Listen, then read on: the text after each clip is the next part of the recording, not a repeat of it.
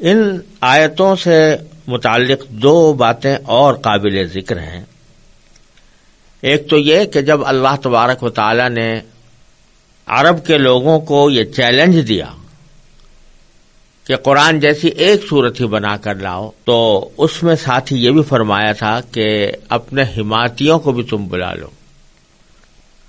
حمایتیوں کا ایک مطلب تو جیسا میں نے پہلے عرض کیا، وہ بڑے بڑے نامور شاعر، ادباء اور خطباء تھے جو عربوں کے اجتماعات میں، ان کے میلے و ٹھیلوں میں فی البدیع اشعار کہنے کے ماہر تھے اور بڑے بڑے قصیدے کہا کرتے تھے. انہی کے کہے ہوئے قصیدے کعبے کے اندر لٹکے ہوئے تھے جو سب معلقات کہلاتے تھے. تو ایک تو حمایتیوں سے مراد وہ، اور ساتھ ہی اس میں ایک اور پہلو بھی ہے کہ لفظ استعمال فرمایا کہ اللہ کے سوا اپنے جتنے بھی حمایتی ہیں ان کو بلا لو. تو اللہ کے سوا کہہ کر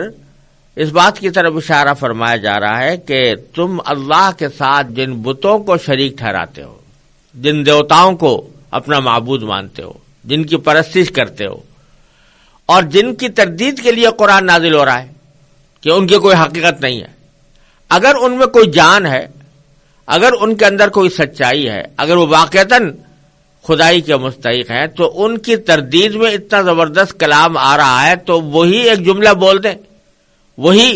ایک صورت ایسی بنا کر دکھا دیں کہ ہمارے بارے میں جو باتیں کی جا رہی ہیں وہ غلط ہے، تو اللہ کے سوا ان کو بلا کے دکھاؤ. تو اشارہ ایک طرف ان کے اس چیلنج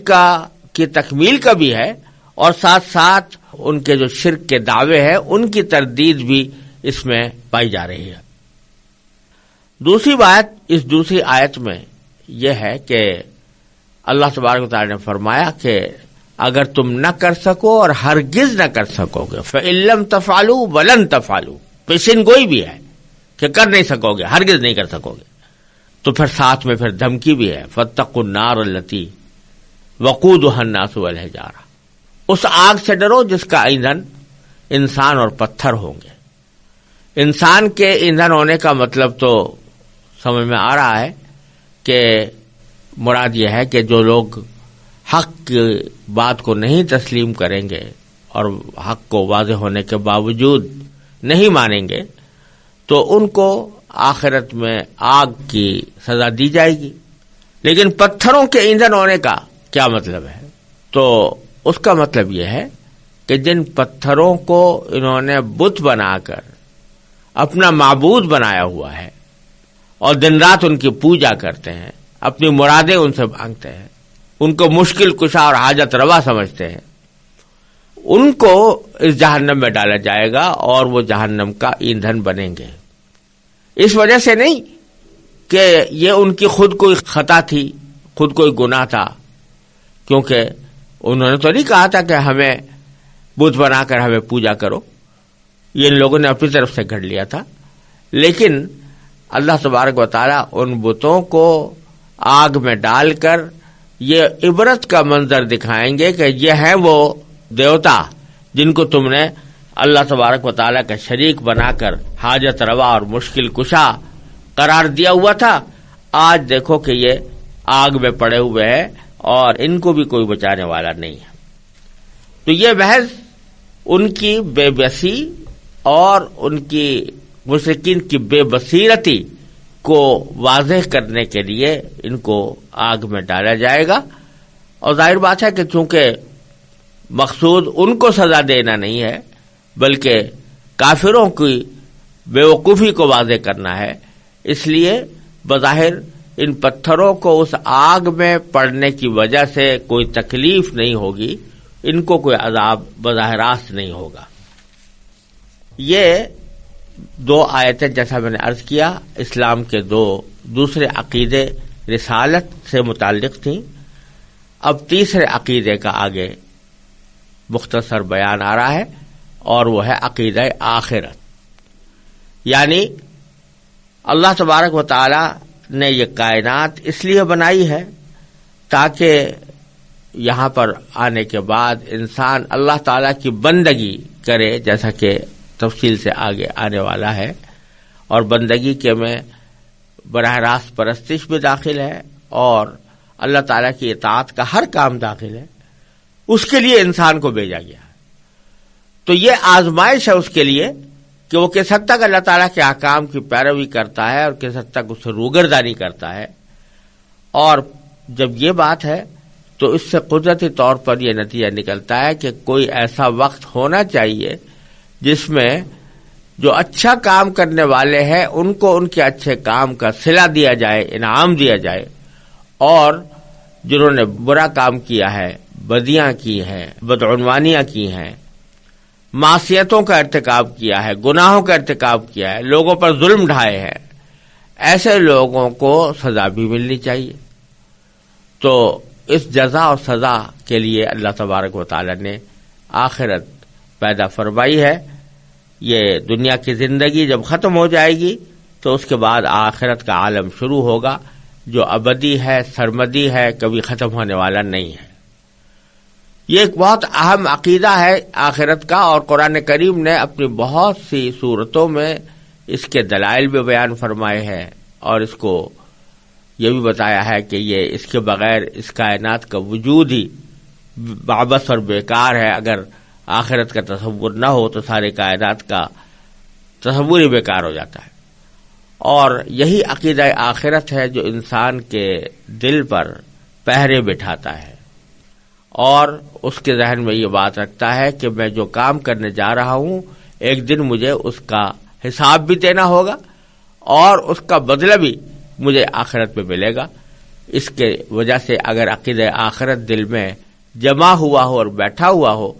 تو یہ انسان گناہوں سے بچنے کی کوشش کرتا ہے، دوسروں پر ظلم ڈھانے کی جو جذبات ہوتے ہیں ان کو کچلنے کی کوشش کرتا ہے، دوسروں کے ساتھ انصاف کرتا ہے اور دیانت اور امانت کا مظاہرہ کرتا ہے. اس لیے اس عقیدے کی بڑی اہمیت ہے. چنانچہ اس تیسری آیت میں اللہ تبارک و تعالی نے اس عقیدے کا بیان فرمایا ہے اور اس عقیدے کی بیان میں اہل ایمان اور عمل صالح کرنے والوں کو پیشین گوئی کے طور پر خوشخبری دی ہے. وہ آیت میں تلاوت کرتا ہوں اور اس کا ترجمہ اور اس کے بعد اس کی مختصر سی تشریح انشاءاللہ. وَبَشِّرِ الَّذِينَ آمَنُوا وَعَمِلُوا الصَّالِحَاتِ أَنَّ لَهُمْ جَنَّاتٍ تَجْرِي مِن تَحْتِهَا الْأَنْهَارُ كُلَّمَا رُزِقُوا مِنْهَا مِن ثَمَرَةٍ رِزْقًا قَالُوا هَذَا الَّذِي رُزِقْنَا مِن قَبْلُ وَأُتُوا بِهِ مُتَشَابِهًا وَلَهُمْ فِيهَا أَزْوَاجٌ مُطَهَّرَةٌ وَهُمْ فِيهَا خَالِدُونَ. اور جو لوگ ایمان لائے ہیں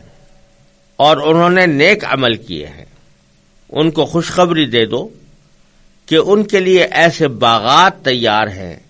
جن کے نیچے نہریں بہتی ہوں گی. جب کبھی ان کو ان باغات میں سے کوئی پھل رزق کے طور پر دیا جائے گا تو وہ کہیں گے یہ تو وہی ہے جو ہمیں پہلے بھی دیا گیا تھا، اور انہیں وہ رزق ایسا ہی دیا جائے گا جو دیکھنے میں ملتا جلتا ہوگا، اور ان کے لیے وہاں پاکیزہ بیویاں ہوں گی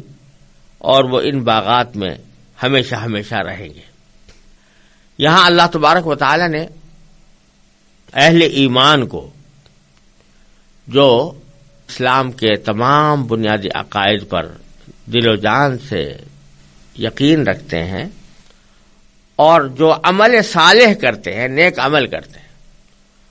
ان کے بارے میں نبی کریم سرور دو عالم صلی اللہ علیہ وسلم کو یہ ہدایت دی ہے کہ آپ ان کو خوشخبری سنائیں، اس بات کی خوشخبری کہ ان کے لیے آخرت کے عالم میں ایسی جنتیں یا ایسے باغات تیار ہیں جن کے نیچے نہریں بہتی ہوں گی. باغات کے لیے قرآن کریم نے آخرت کے باغات کے لیے خاص طور پر بیشتر جگہوں پر جنہ کا لفظ استعمال کیا ہے. جنہ اور اسی کی جمع جنات ہے جو یہاں پر استعمال کی گئی ہے. جنات کے معنی بہت سے باغ. تو یہ چونکہ آخرت میں اللہ تبارک و تعالی نے اہل ایمان کے لیے جو رہائش کی جگہیں رکھی ہیں وہ مجسم باغات ہیں، اس لیے اللہ تبارک و تعالی وہاں کے عالم کو بکثرت، اس عالم کو جو اہل ایمان کو حاصل ہوگا، بکثرت جنت کے لفظ سے تعبیر کرتے ہیں، اور ہماری اردو میں بھی وہ جنت کا تصور اور جنت کا لفظ موجود ہے، لیکن لفظی معنی اس کے باغات کے ہیں۔ تو ایسے باغات جن کے نیچے نہریں بہتی ہوں گی، یہ بات قرآن کریم نے 10 جگہ ارشاد فرمائی ہے کہ وہ اہل ایمان کے لیے جو جنتیں تیار ہیں یا جو باغات تیار ہیں ان کے نیچے نہریں بہتی ہیں۔ یہ اللہ تبارک و تعالی نے خاص طور پر اہل ایمان کے لیے تیار کی ہے، اور اس کو ہمارے فہم سے قدر قریب لانے کے لیے اس کی ایک تھوڑی سی منظر کشی فرمائی ہے۔ یوں تو جیسا کہ خود قرآن کریم نے فرمایا ہے، فَلَا تَعْلَمُ نَفْسٌ مَّا أُخْفِيَ لَهُم مِّن قُرَّةِ أَعْيُنٍ، یعنی کوئی بھی انسان حقیقت نہیں جانتا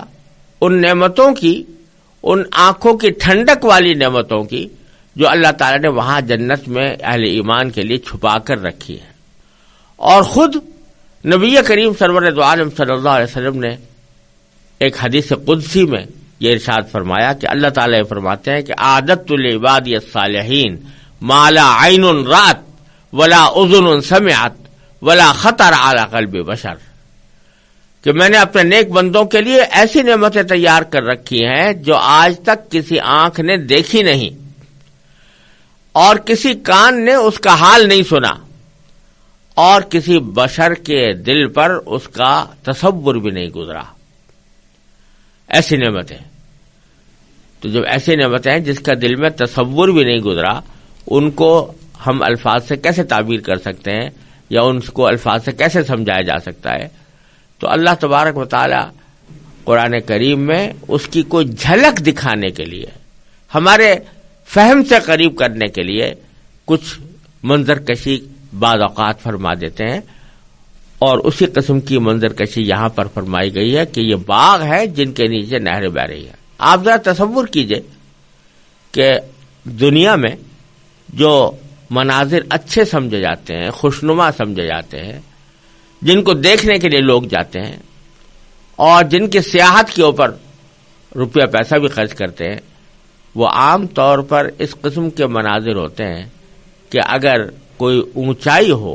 پہاڑ ہو، ٹیلا ہو اور اس کے اوپر باغ ہو، اور وہ اونچائی ایسی جگہ ہو کہ وہاں سے نیچے سمندر بہ رہا ہو یا دریا بہ رہا ہو، تو عام طور سے اس منظر کو دنیا کے اندر بہت خوبصورت سمجھا جاتا ہے، بہت خوشنما قرار دیا جاتا ہے، اور اسے دیکھنے کے لیے لوگ بعض اوقات سفر کر کر کے جاتے ہیں۔ تو ہمیں سمجھانے کے لیے اللہ تبارک و تعالی نے ان جنتوں کا ایک یہ وصف بیان فرمایا ہے کہ وہ ہیں جنتیں، اور وہ جنتیں جو ہے وہ ایسی جگہ ہے کہ وہاں ان کے نیچے نہریں بہ رہی ہوں گی، دریا بہ رہے ہوں گے۔ تو تاکہ ہماری سمجھ میں ایک معمولی سا ایک تصور، معمولی سا ایک اندیا آ جائے کہ قرآن کریم جس جنت کی طرف اشارہ فرما رہا ہے اس کی کیا کیفیات ہے، تو اس کی تفصیل میں تو پوری آ نہیں سکتی، لیکن ایک اشارہ اس کی طرف ان الفاظ کے ذریعے قرآن کریم نے کئی جگہ پر کیا ہے۔ پھر آگے ایک وصف یہ بیان فرمایا ہے کہ ان جنت میں اللہ تبارک و تعالیٰ ان کو طرح طرح کے رزق عطا فرمائیں گے،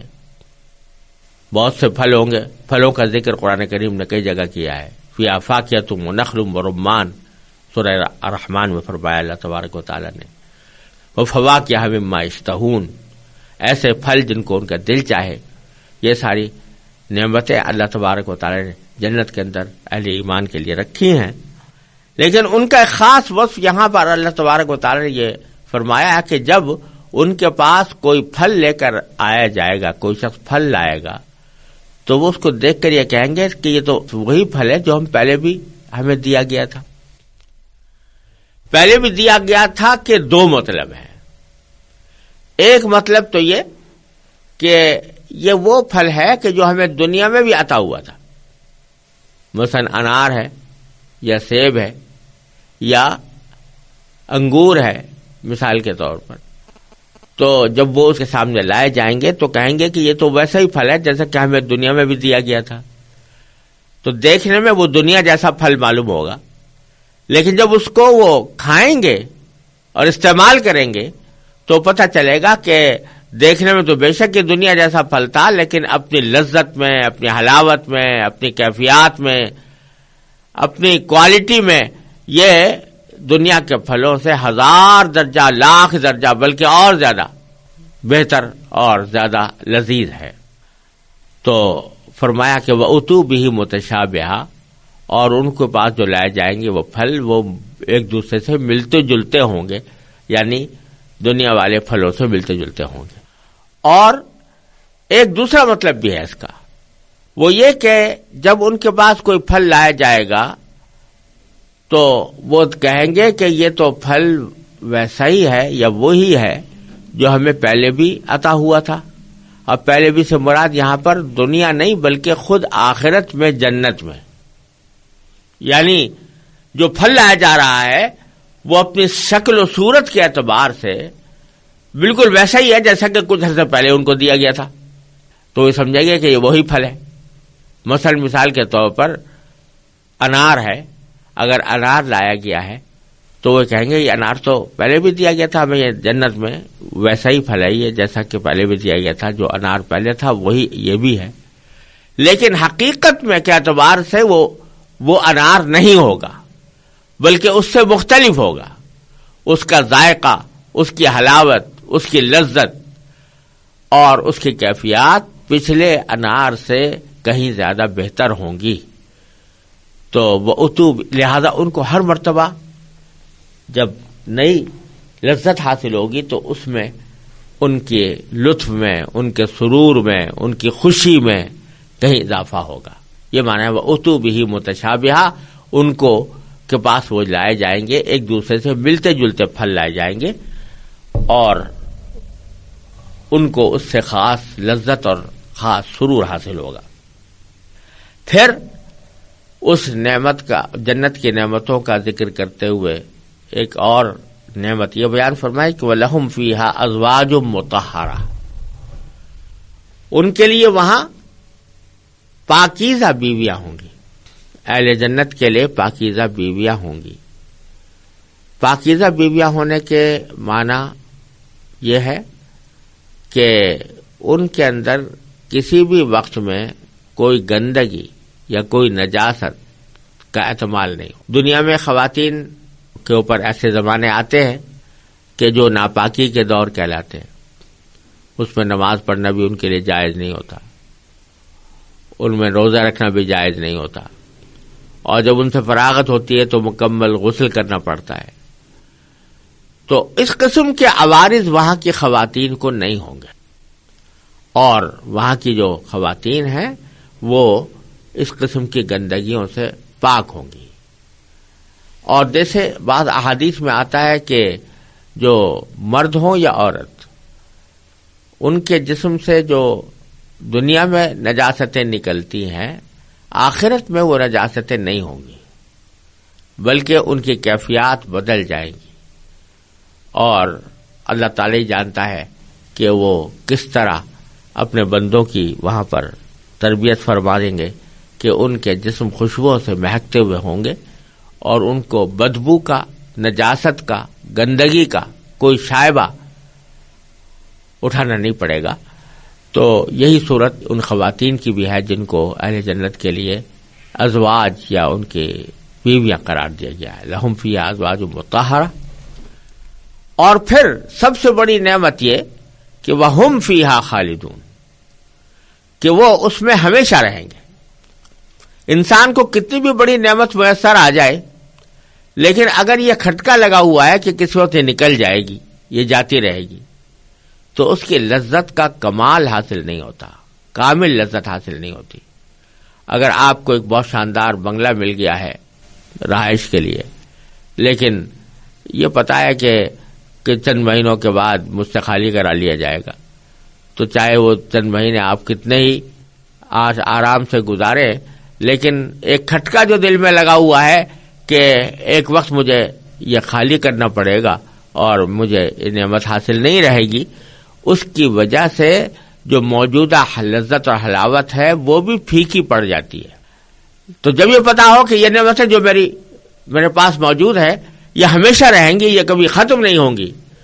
تو اس سے ان لذتوں اور ان نعمتوں کے اندر ایک عجیب سرور پیدا ہوگا، اور یہ ہوگا کہ اس کا کمال حاصل ہوگا۔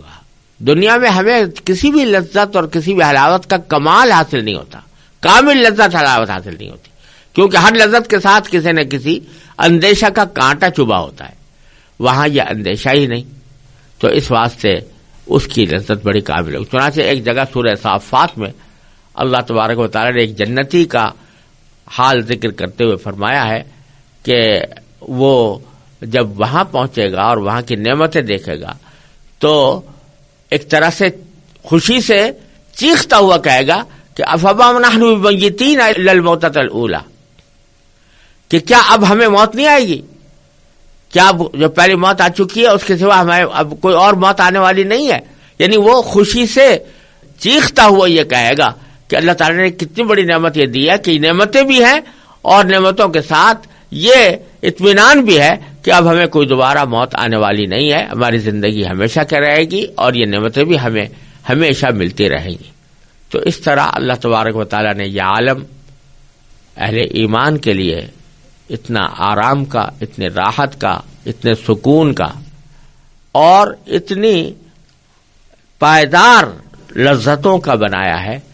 کہ اللہ تبارک و تعالیٰ نے اسی کو دوسری جگہ فرمایا کہ وَفِي ذَلِكَ فَلْيَتَنَافَسِ الْمُتَنَافِسُونَ۔